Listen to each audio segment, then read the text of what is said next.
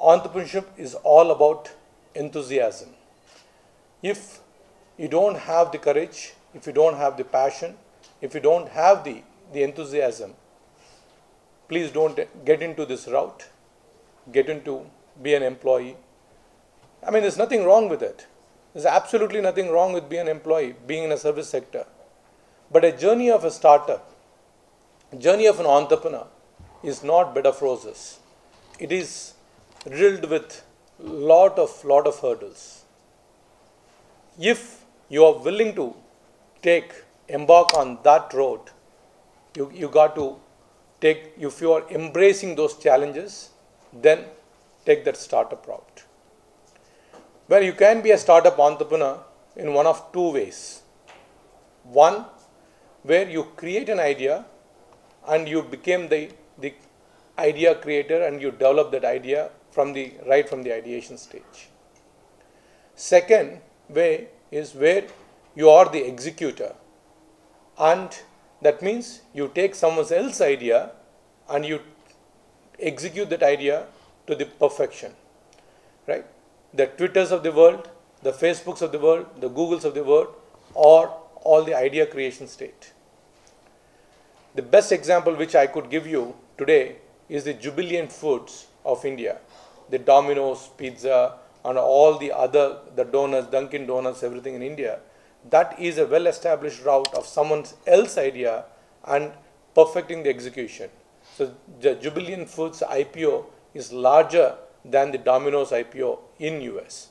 So that is what an execution can bring to the table. So you all need to decide what is that route which you are going to take. It's very wrong of me to assume, but since you are here on the Franchise India Startup Summit, majority of you would are the executioners and not the idea creators side. So if you are the executioners, so get that team right. So if I am going to take a franchise, for example, let's say hypothetically speaking, a Subway franchise, what do I need to do? What do I need to make sure that Subway franchise can be successful in the territory which you are going to take the franchise of?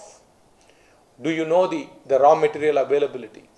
Do you know the people, the working class who are fond of Subways in that particular area? Who is going to do the marketing? Who is going to do the branding for you? Who is going to deliver those ingredients for you?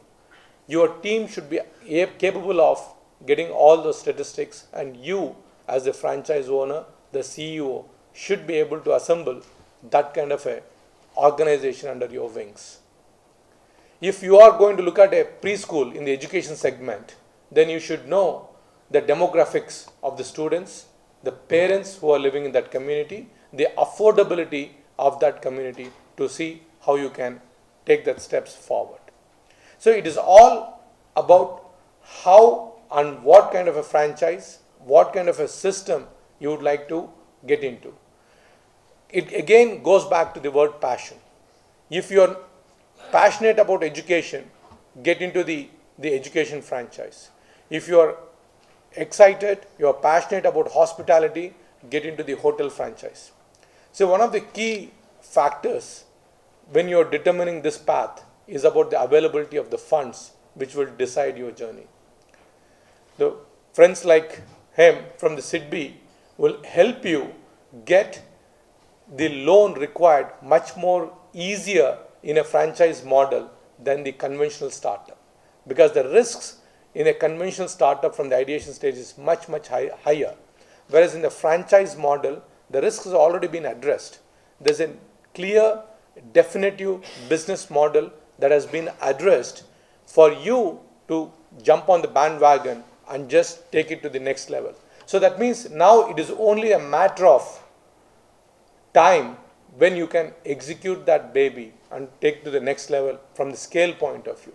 So your risk averseness is absolutely low in these kind of models.